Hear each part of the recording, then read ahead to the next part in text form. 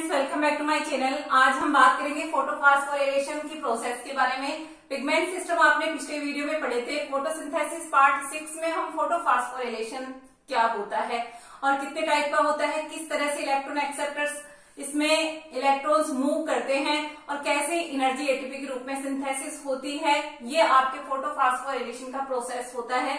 Photophosphorylation क्या है? देखिए, क्लोरोप्लास्ट में जो लाइट एनर्जी का यूज होते हुए इनऑर्गेनिक फास्फेट और एडीपी दोनों मिलकर के एटीपी का सिंथेसिस करते हैं, ये होता है फोटोफॉस्फोराइलेशन। ये फोटोफॉस्फोराइलेशन दो प्रकार का होता है, साइक्लिक और नॉन साइक्लिक। साइक्लिक फोटोफॉस्फोराइलेशन में केवल पी फोटोसिस्टम जो फर्स्ट है, पीएस फर्स्ट भाग लेता है और फोटो सिस्टम फर्स्ट और सेकंड नॉन साइक्लिक प्रोसेस में भाग लेते हैं। तो सबसे पहले हम बात करते हैं साइक्लिक प्रोसेस की कि साइक्लिक प्रोसेस किस तरह से संपन्न होती है, कैसे रिएक्शन सेंटर से इलेक्ट्रॉन्स मूव करते हैं वेरियस इलेक्ट्रॉन एक्सेप्टर्स में और इलेक्ट्रॉन एक्सेप्टर्स में जाते हुए वापस रिएक्शन सेंटर पे पहुंचते हैं। यानी एक साइक्लिक प्रोसेस होती है। और ये जो फोटोफॉस्फोराइलेशन है, इसकी प्रोसेस को किसने बताया था? सबसे पहले आर्नोन और साथियों ने इसके बारे में जानकारी दी 1954 में। साइक्लिक और नॉन साइक्लिक टू टाइप का ये जो है फास्फोराइलेशन प्रोसेस है, जिसमें पीएस फर्स्ट साइक्लिक प्रोसेस में केवल फोटो सिस्टम फर्स्ट भाग लेता है और इसमें पीएस फर्स्ट और पीएस सेकंड दोनों भाग लेते हैं। साइक्लिक में पीएस फर्स्ट भाग लेता है केवल, और नॉन साइक्लिक में फोटो सिस्टम फर्स्ट और सेकंड दोनों पार्टिसिपेट करते हैं। तो आइए जानते हैं कि साइक्लिक फोटोफॉस्फोराइलेशन क्या है। साइक्लिक फोटोफॉस्फोराइलेशन में electron ejected out from reaction centre travel through different electron acceptors such as iron, sulphur, protein, ferredoxin की बात साइटोक्रोम B6, साइटोक्रोम F और plastocyanin, and are finally recycled to P700। यानी reaction centre पर P700 से शुरू हुए electrons move करना, eject out होकर के और वापस कहां पहुंच गए? P700 तक। ये जो है साइक्लिक प्रोसेस एक साइकिल के रूप में, एक चक्र के रूप में चलती है। रिएक्शन सेंटर से इलेक्ट्रॉन्स इजेक्ट आउट होने के बाद वापस रिएक्शन प्लास्टोसाइनिन में होते हुए P700 तक पहुंच जाते हैं। ये इलेक्ट्रॉन एक्सेप्टर्स है cytochrome B6, iron, sulphur, protein, ferredoxin, cytochrome B6, cytochrome F और प्लास्टोसाइनिन, और वापस P700। और इस कंडीशन में जब इलेक्ट्रॉन्स मूव करते हैं, इलेक्ट्रॉन एक्सेप्टर्स में जाते हैं, तो एडीपी और जो इनऑर्गेनिक फास्फेट है दोनों मिलकर के जो है यहाँ पर एटीपी का सिंथेसिस करते हैं और इलेक्ट्रॉन्स वापस मूव करते हुए P700 तक आ जाते हैं। यानी एक चक्र के रूप में ये प्रक्रिया चल रही है। During this process sufficient energy is released. इस प्रोसेस में पर्याप्त मात्रा में ऊर्जा निकलती है। When electrons jump from cytochrome B6, cytochrome F, और energy is used in synthesis of ATP के सिंथेसिस में काम आ रही है। जो एनर्जी रिलीज हो रही है इलेक्ट्रॉन एक्सेप्टर्स में, जब इलेक्ट्रॉन्स जाएंगे तो जो इलेक्ट्रॉन्स रिलीज होकर के इलेक्ट्रॉन एक्सेप्टर्स में जा रहे हैं, तो एनर्जी बीच में इन जो है एडीपी से एटीपी के सिंथेसिस में काम आती है। एक साइक्लिक प्रोसेस है ये, और इसमें केवल पीएस फर्स्ट भाग लेता है। आइए इसको देखते हैं, समझते हैं वापस से। देखिए, ये है फोटोसिस्टम फर्स्ट। फोटोसिस्टम फर्स्ट ये जो है एंटीना मॉलिक्यूल्स है, जो आप क्लोरोप्लास्ट में और पहले पढ़ चुके हो पिगमेंट सिस्टम में। ये एंटीना मॉलिक्यूल्स, ये रिएक्शन सेंटर है। ये एंटीना मॉलिक्यूल्स लाइट एनर्जी के फोटोन्स को इस रिएक्शन सेंटर को दे देते हैं, और इस रिएक्शन सेंटर से इलेक्ट्रॉन्स फ्री होकर के, देखिए दो इलेक्ट्रॉन्स फ्री आप देख रहे हो इसमें, ये इलेक्ट्रॉन्स आयरन, सल्फर, प्रोटीन में पहुंच गए। आयरन, सल्फर, प्रोटीन इन इलेक्ट्रॉन्स को फेराडॉक्सिन को दे देता है। ये इलेक्ट्रॉन्स फेराडॉक्सिन से 2 इलेक्ट्रॉन साइटोक्रोम B6 में आ गए, और साइटोक्रोम B6 से ये 2 इलेक्ट्रॉन्स साइटोक्रोम F में आ जाते हैं। इस तरह से इलेक्ट्रॉन्स आगे बढ़ रहे हैं, और ये इलेक्ट्रॉन साइटोक्रोम F से प्लास्टोसाइनिन में पहुंच जाते हैं और इस दौरान आप देखिए साइटोक्रोम B6 से साइटोक्रोम F में इलेक्ट्रॉन्स जाएंगे। तो ये जो एनर्जी इसमें इलेक्ट्रॉन एक्सेप्टर्स हैं, वेरियस इलेक्ट्रॉन एक्सेप्टर्स, इनमें इलेक्ट्रॉन्स जब मूव कर रहे हैं तो एनर्जी निकलेगी और ये एडीपी से और इनऑर्गेनिक फास्फेट से एटीपी का फॉर्मेशन यहाँ कराएगी साइटोक्रोम B6 से साइटोक्रोम F में जब इलेक्ट्रॉन्स मूव करेंगे। Then electrons to electrons plastocyanin में पहुंचेंगे और वापस प्लास्टोसाइनिन से reaction centre P700 photosystem first reaction centre पे वापस इलेक्ट्रॉन्स, यहाँ पर ये 2 इलेक्ट्रॉन्स वापस पहुंच गए। फोटोसिस्टम फर्स्ट, इसमें सिर्फ फोटोसिस्टम फर्स्ट इन्वॉल्व हो रहा है और साइक्लिक प्रोसेस चल रही है, ये है साइक्लिक फोटोफास्फोराइलेशन।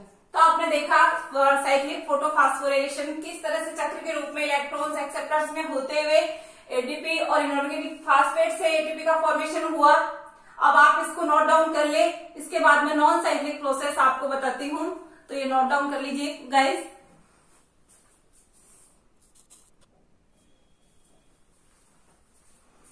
अब देखिए नॉन साइक्लिक फोटोफास्फोराइलेशन में क्या होता है। नॉन साइक्लिक फोटोफास्फोराइलेशन जैसे कि नाम से ही क्लियर हो रहा है कि ये साइकिल के रूप में नहीं चलती है, चक्र के रूप में नहीं चलती है।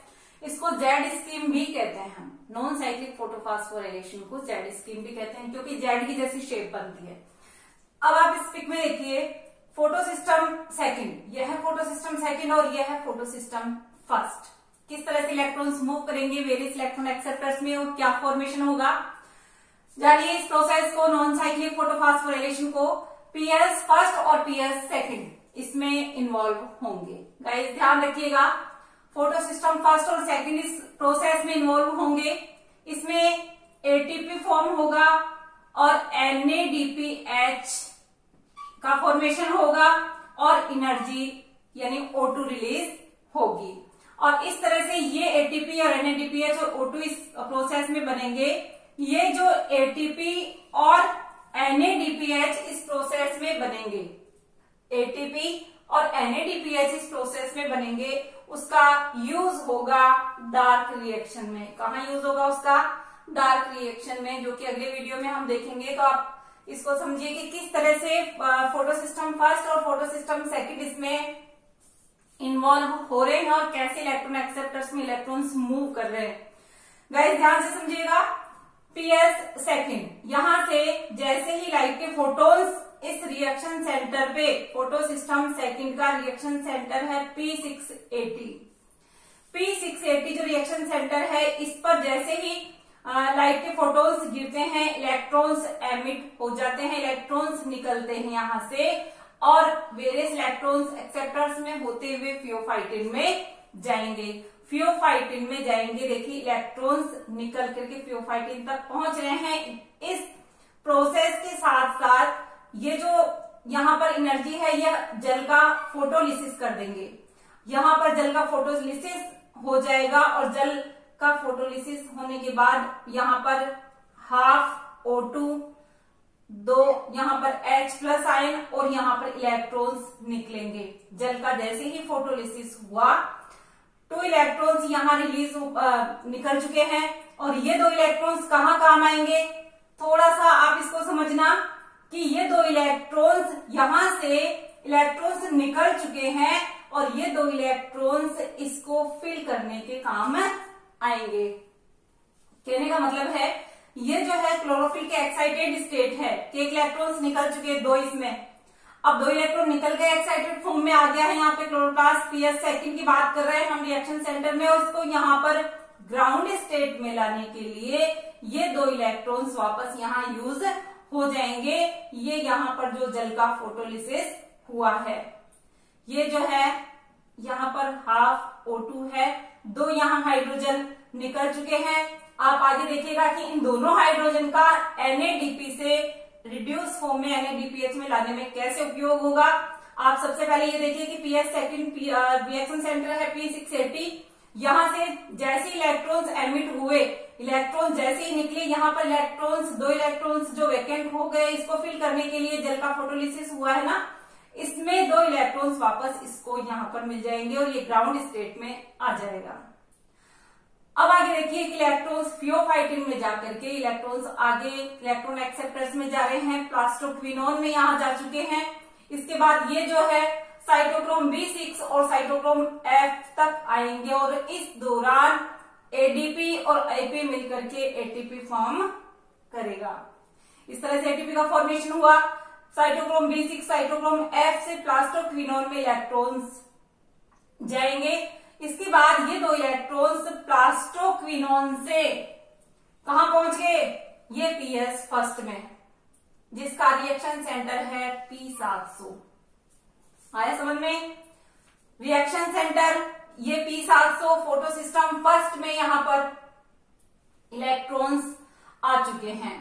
अब देखिए इलेक्ट्रॉन्स यहां पर आ चुके हैं, ये जो है एक्साइटेड स्टेट में आएगा और इसके इलेक्ट्रॉन्स यहां निकलेंगे। ये तो क्या है, इलेक्ट्रॉन्स इसको मिल रहे हैं तो ये वापस ग्राउंड स्टेट में आ जाएगा। जैसे इसमें ये एक्साइटेड हुआ, 2 इलेक्ट्रॉन्स इसमें से निकले, ये वापस आयरन सल्फर में आएंगे, आयरन सल्फर से फेराडॉक्सिन में आएंगे और यहाँ पर जो इलेक्ट्रॉन का होल बन गया इसको ये प्लास्टोसाइनिन फिल करेगा।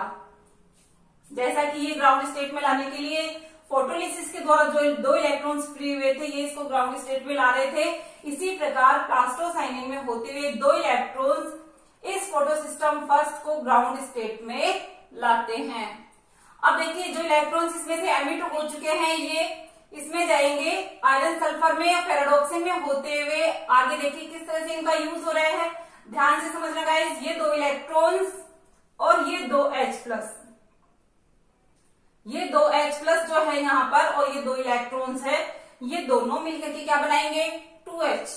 ये क्या बनाएंगे, 2H बनाएंगे। ये आगे NADP का NADPH में ये 2 इलेक्ट्रॉन्स इस तरह से मैंने शो किए हैं और ये NADP का NADPH2 में रिड्यूस फॉर्म में ला देंगे। इस तरह से ये PS फर्स्ट, ये PS second, various electrons electron acceptors में जाते हुए किस तरह से दोनों का लिंक कहां बन रहा है, प्लास्टोसाइनिन के थ्रू, और प्लास्टोसाइनिन इन दोनों के बीच लिंक का कार्य करता है। इलेक्ट्रॉन एक्सेप्टर्स के थ्रू ये इलेक्ट्रॉन जा रहे हैं, एडीपी से एटीपी का फॉर्मेशन हो रहा है और इस तरह से जल का यहाँ पर फोटोलिसिस हो रहा है। इलेक्ट्रॉन्स का जो होल बन गया ये फोटोसिस्टम सेकंड में इस तरह से ये होल फिल करने के काम आएंगे और ये यहाँ पर ये 2 इलेक्ट्रॉन्स को ग्राउंड स्टेट में ला देंगे। यहाँ पर NADPH2 का फॉर्मेशन होगा और इस कंडीशन में यहाँ पर ये ऑक्सीजन निकल रही है। ये तीनों प्रोसेस यहाँ पर कंप्लीट हो रही है और इस नॉन साइक्लिक प्रोसेस में PS सेकंड और PS फर्स्ट इस तरह से भाग लेते हैं। अब देखिए ये जो प्रोसेस है इस तरह से चल रही है, इसलिए इसको Z स्कीम भी कहते हैं। गाइस वापस से समझना, PS फर्स्ट और सेकंड दोनों इन्वॉल्व हो रहे हैं, एटीपी का फॉर्मेशन हो रहा है, जनरेशन ऑफ NADPH और यहां पर ये जो है एटीपी और NADPH इन दोनों का डार्क रिएक्शन में यूज होगा। आगे आप अगले वीडियो में इसको देखेंगे और रिलीज ऑफ ऑक्सीजन। इस तरह से ये नॉन साइक्लिक प्रोसेस है, इसको आप राइट डाउन कर लीजिए। इसके आगे मैं इसको वापस डिटेल में एक बार समझाती हूँ, आप इसको नोट डाउन कर लो।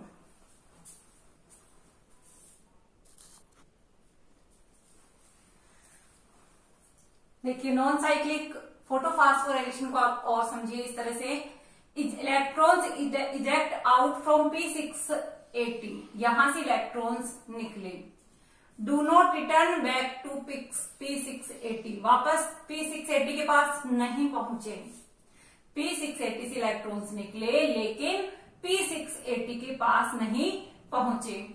Travel to different electron acceptors and during this flow bring about ATP synthesis, electron acceptors में जाएंगे, इलेक्ट्रॉन एक्सेप्टर्स में जाएंगे और इस कंडीशन में एटीपी सिंथेसिस होगा। PS फर्स्ट और PS सेकंड इस प्रोसेस में इन्वॉल्व होंगे।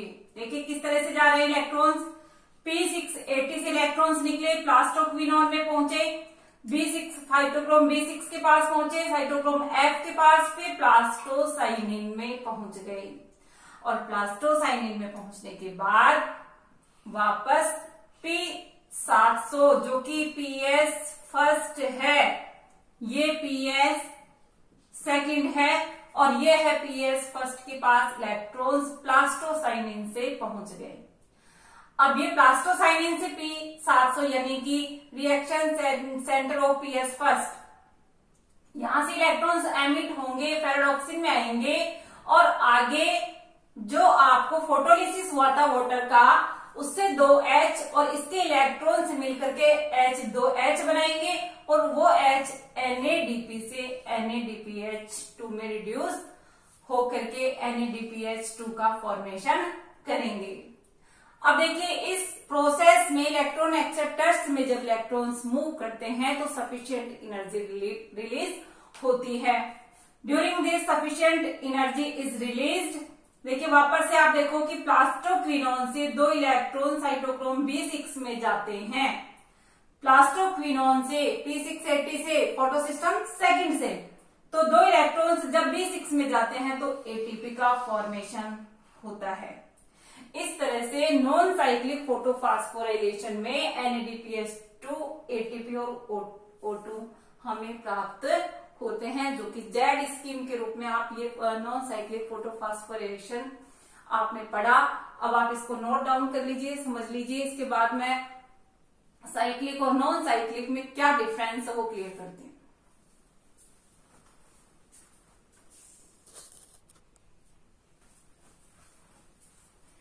अब देखिए साइक्लिक और नॉन साइक्लिक फोटोफॉस्फोराइलेशन में क्या डिफरेंस है।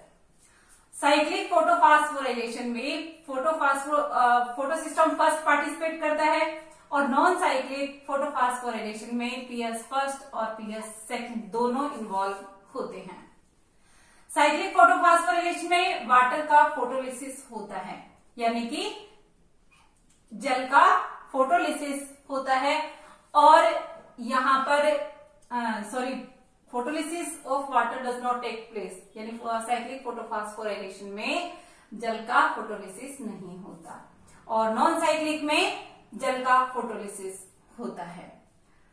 O2 is not released, cyclic photophosphorylation में ऑक्सीजन रिलीज नहीं होती, क्योंकि फोटोलिसिस नहीं होता तो O2 भी रिलीज नहीं होती और इसमें जल का फोटोलिसिस होता है तो O2 जो है रिलीज होती है।